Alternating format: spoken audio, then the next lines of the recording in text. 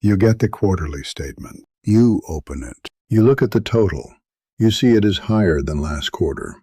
You feel good about that. You do not look at the fees section. Not because you are careless, because the total went up.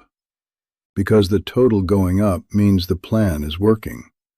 Because that is the only number you were taught to check. There is a number in the fees section. It is small, in percentage. It does not feel like anything when you look at it. It is 1.2, or 0.9, or 1.5. In percentage, it is small.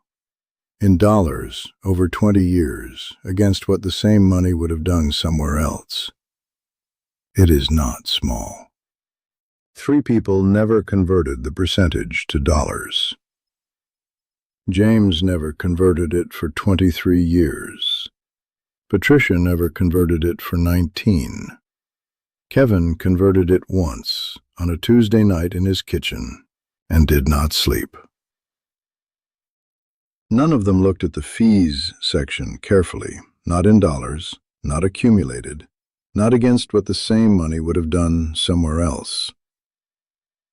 The statement was never more than 20 pages. The fees were on page 3.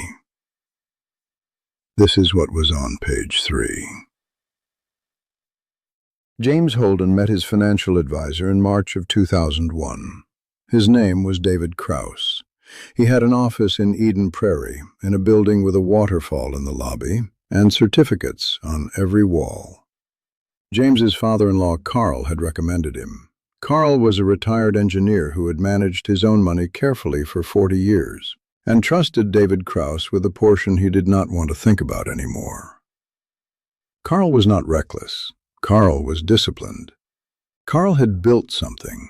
The recommendation meant something. James was 35. He had $80,000 he had saved since he was 27. He sat across from David Krauss and said he wanted someone who was paying attention. David Krauss said he understood. At the first meeting, David Krauss explained the fund. He said the fund was actively managed, which meant there was a team of analysts, real people, watching the market and making decisions in real time. He said passive index funds were adequate, but that actively managed funds had the potential to outperform, particularly in volatile periods. He said the fund had a slightly higher expense ratio than a passive index. James heard actively managed. He heard potential to outperform. He heard historical performance. He did not ask what slightly higher meant in dollars. He signed the forms that afternoon. The expense ratio was 1.2% per year. David Krauss mentioned this once, in passing, at the first meeting. James filed it the way he filed most numbers that sounded small, as a technicality, as the cost of having someone professional manage the money, as slightly. He received the annual statement every January, white envelope, his name in the window on the front, a return address from a financial services firm in Minneapolis. He opened each one at the kitchen counter, still in his jacket from work. He looked at page 1, the account summary, the total, whether it was higher than last year. It was, most years, not always, but most years. He filed the envelope in the drawer in the home office. He did this in 2002. He did this in 2006. He did this in 2011. Page 3 of each envelope contained the fee disclosure. The management fee, expressed as an annual percentage of assets under management. The expense ratio of each fund held in the portfolio. The total fees paid in the calendar year, in dollars, as a specific number, calculated and printed. He never read to page 3. He already knew the number was small. The drawer had 22 envelopes in it by October. 22 Januaries. Page 3 was in all of them. Right there in the drawer. The whole time. In October of last year, James was at a dinner party at his neighbor's house. 8 people. 2 couples he knew well, Two he had met twice. A man named Richard, mid-50s, quiet, worked in something James understood to be technology, asked James about his retirement strategy. James said he had a financial advisor he had worked with for over 20 years, a managed portfolio, a man recommended by someone he trusted. Richard asked about the expense ratio. James said it was around 1.2%. He thought. He hadn't looked recently.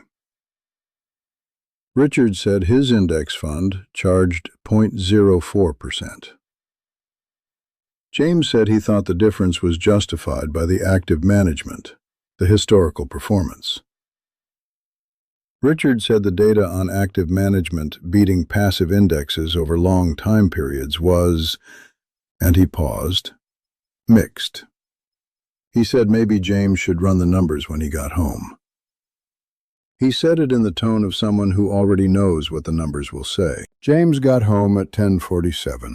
His wife, Catherine, was already in bed.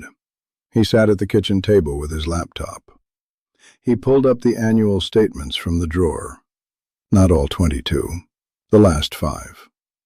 He found a Vanguard comparison tool online.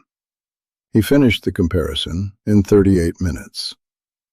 The next 4 hours were the problem. The managed fund had returned an average of 6.1% per year after fees since 2001.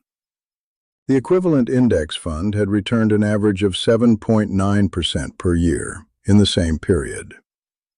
On James's portfolio, which had grown with contributions to $820,000, the difference was $340,000. James sat at the kitchen table with the laptop open and the number on the screen. He was not sure at first if he had made an error in the calculation. He had not made an error. He ran it again. He got $340,000. He thought about the first meeting, the waterfall in the lobby, the certificates, the word slightly. He thought about Carl, his father-in-law, who had recommended David Krauss. Carl was 81 now. Carl had moved to a smaller house. James had never asked Carl if he had run the comparison. He thought about 22 January envelopes. Page 3. Right there. The whole time. He thought about Catherine, asleep upstairs. He did not wake her. He closed the laptop. He went to bed. He did not sleep for most of what remained of the night. In the morning he called David Krauss. He asked about the expense ratio. David Krauss explained, patiently, that all fees were fully disclosed in the annual account documents. He said he was happy to schedule a review. He said the actively managed approach had served James well over the years. He did not mention $340,000. James made the appointment for Tuesday. Then he canceled it. Then he made it again. The Tuesday has moved 3 times now. He has not gone. He has not moved the money. He has not told Catherine about the $340,000. The drawer in the home office has 22 envelopes in it. He has not opened the drawer since October. Patricia Lawson's father kept a ledger, a physical one, brown cover, red spine. He kept it in the drawer of his desk in the study and updated it every Sunday evening. Income, expenses, investments, insurance. Every category in his handwriting, which was small and precise in the way handwriting becomes when someone has spent decades fitting important things into small spaces. Patricia grew up watching him do this. She understood the ledger was important. She did not understand the ledger itself, the categories, the codes, the system that connected the columns to the accounts, to the policies. It was her father's system. He had built it over 40 years. It was for him. He died in the spring of 2008. Patricia was 34. The death was not sudden. Her father had been ill for 2 years. But the paperwork was sudden. The accounts, the policies, the investment accounts, the decisions that needed to be made while she was still standing at the graveside in her mind. The estate lawyer was a man named Hendricks who had worked with her father for 20 years. He was kind and efficient and recommended a financial advisor named Gerald Morrow, who specialized in estate transitions. Gerald understood the emotional component, Hendricks said. Patricia met Gerald Morrow 6 weeks after the funeral. She needed someone who understood the ledger. Gerald Morrow had a small office in Columbus with framed photographs on every wall. Families at graduations, couples at retirement parties, a woman who looked like someone's grandmother in front of a house she apparently owned outright. The photographs said, "I do this for people, real people. I am on your side." He sat across from Patricia and listened for 45 minutes before he said anything about money. He asked about her father, what he had built, what he had hoped to pass on. He recommended 2 products. The first was a whole life insurance policy that built cash value over time. It would protect her, he said, and serve as an additional savings vehicle. Her father would have approved of this kind of long-term thinking. The second was an annuity-based retirement plan that provided guaranteed income and downside protection. Given the markets in 2008, he said the guaranteed structure made particular sense. Her father had not built what he built by taking unnecessary risks. Patricia signed both documents on a Thursday afternoon in May, 3 months after the funeral. With a pen, Gerald Morrow handed her. The commission on the whole life policy was between 70 and 90% of the first year's premium.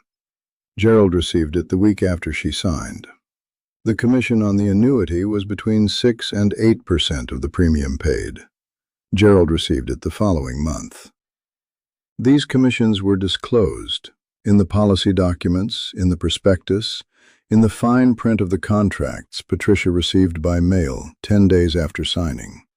The documents were 43 pages, 46 pages. She filed them in a folder she labeled Gerald, Dad's Money. She was 34 years old and 3 months into grief, and she had found someone her father's lawyer trusted. She did not read the fine print carefully. She had found someone who understood. She called Gerald once a year, around tax season. He said everything was on track. She said, "Thank you." She called him this way for 19 years. Patricia's employer offered a financial wellness program, a benefit she had ignored for 3 years, and finally enrolled in because her colleague Teresa enrolled and said it was actually useful. The advisor assigned to her was a woman named Sandra, who worked for a fee-only firm, paid by Patricia, not by the products she recommended. Sandra explained this distinction at their first meeting. She said it mattered. Sandra asked Patricia to list all her financial accounts. Patricia listed them. Sandra asked for the most recent statements. Patricia found the whole life policy statement in the filing cabinet. She had not looked at it in 4 years. Sandra looked at it for approximately 90 seconds. She asked Patricia if she had ever done a fee analysis on the policy. Patricia said she had not. Sandra turned the statement around. Over 19 years, Patricia had paid approximately $47,000 in fees, charges, and premium loads on the whole life policy. The cash value she could access if she surrendered it, $58,000. If the same premium payments had gone into a low-cost index fund from 2008 through today, approximately $142,000. Sandra pulled the annuity statement next. The annuity had earned 3.1% annually since 2008. The same money in an index fund, 7.9% annually, same period. On the annuity's current value of $91,000, the gap represented approximately $67,000 in returns Patricia had not received. Patricia looked at the two numbers for a long time. Then she asked Sandra a question. She asked if Gerald had known. Sandra said Gerald would have had access to the same historical comparison data. She said Gerald's income had been determined at the point of sale. After the commissions were paid, his financial incentive to revisit the products was limited. She did not cry in Sandra's office. She thanked Sandra and scheduled a follow-up. She walked to the parking garage attached to the building, level 2. Her car was near the elevator. She sat in the driver's seat without starting it. The garage was dim. A concrete pillar in front of the windshield, a yellow stripe painted on it at eye level. She thought about calling her brother. She took her phone from her bag and held it. She put it back. She thought about a Thursday afternoon in May of 2008, 3 months after the funeral. The photographs on Gerald's walls. The families, the couples. The grandmother in front of the house. Gerald handing her the pen. She thought about her father's ledger, the small, precise handwriting, everything in the right column. She looked at the clock when she finally started the car. 4:37. She had not wanted to know how long she had been sitting. She looked anyway. 22 minutes. She called her brother that evening.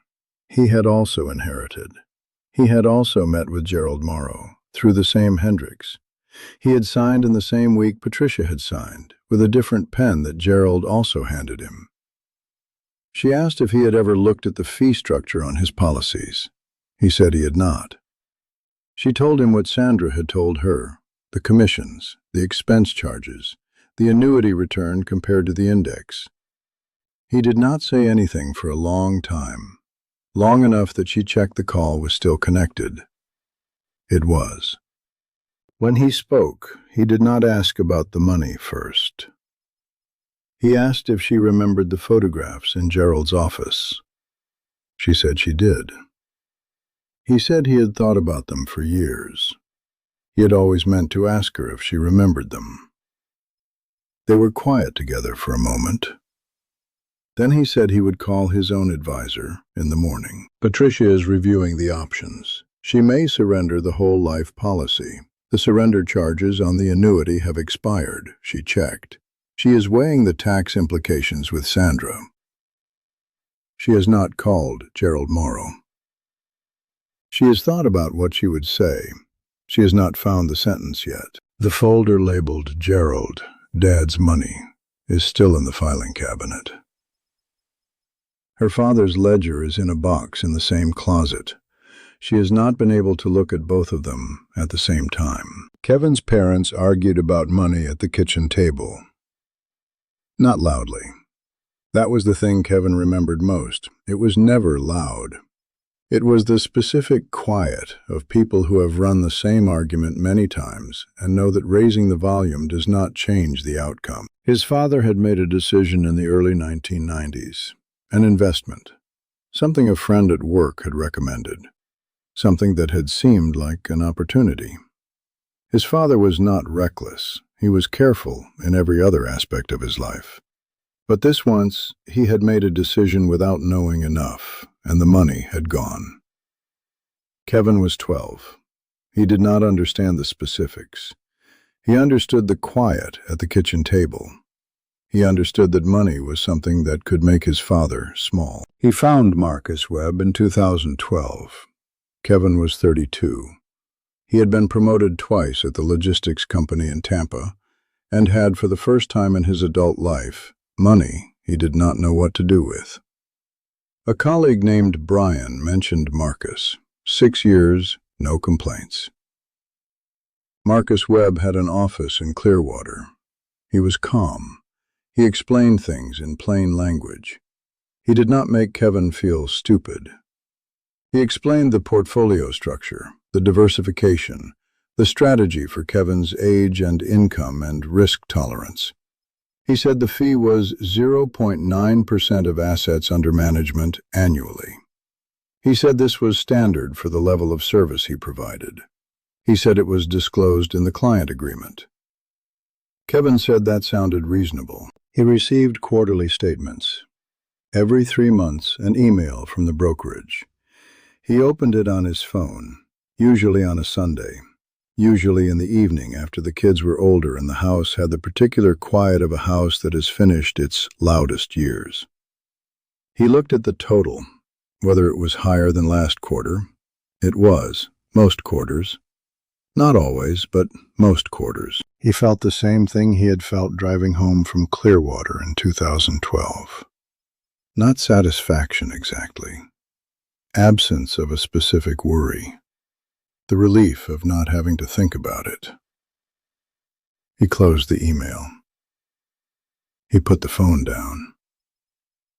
The fee disclosure was in every statement. 0.9%. Small. Kevin never converted it to dollars. The relief was too valuable to complicate with numbers. His daughter Mia started studying business at the University of Florida in 2023. She was 19. She had a personal finance course in her second semester. She came home for spring break with the specific energy of someone who has recently learned something that explains a great deal and wants to find out how much damage has already been done. At dinner on the second night, she asked Kevin about his retirement accounts. He said he had a financial advisor, Marcus Webb, 12 years, everything on track. She asked what he would have in the account today if the same money had been in a Vanguard index fund at 0.04% versus Marcus's portfolio at 0.9% over 12 years. He said he assumed Marcus's performance justified the difference. She asked if he had ever run the comparison. He said no. She took his phone off the table. She opened the brokerage statement in his email. She found the account value. She opened a calculator. She typed for approximately 40 seconds without saying anything. Kevin watched the top of her head while she worked. He thought about driving home from Clearwater in 2012, the window down, the specific feeling of having made the right kind of decision, the careful kind, the kind his father had not made that time. He had found someone who knew. He had not tried to do it himself. He had been careful about being careful. He had felt, driving home, that he was not his father at the kitchen table. He had felt this for 12 years. Mia showed him the screen. The difference between 0.9 and 0.04% had not felt large in 2012. 12 years later, it was $203,000. He looked at the number. He looked at Mia.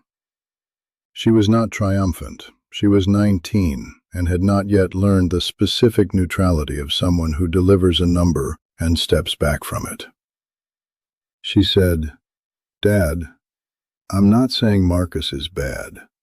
I'm saying I don't think you knew this number." Kevin said he did not.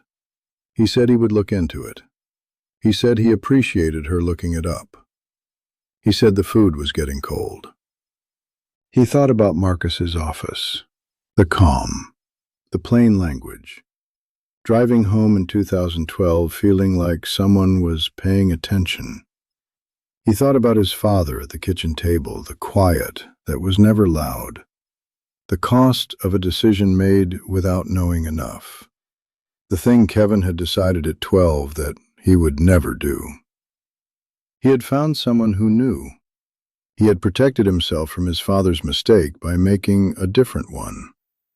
For 12 years, in the space where the question should have been, he had never asked the question because asking the question felt like doing it himself.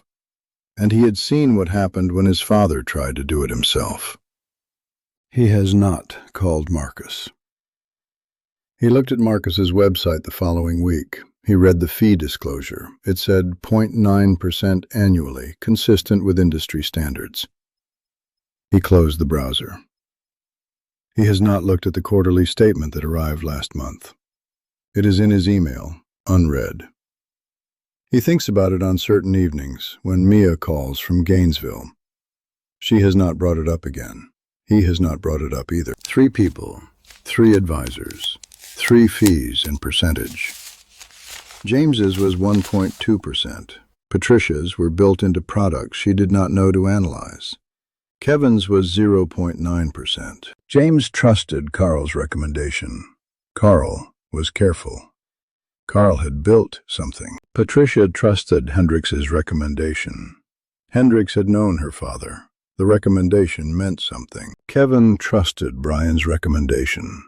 He had seen what happened when you tried to do it yourself without knowing enough. The problem was not who they trusted.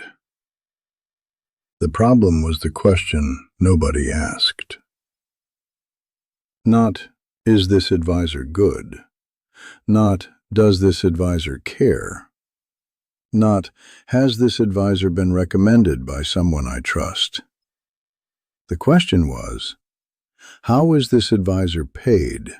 And what does that mean in dollars, over 20 years, compared to what the same money would have done somewhere else?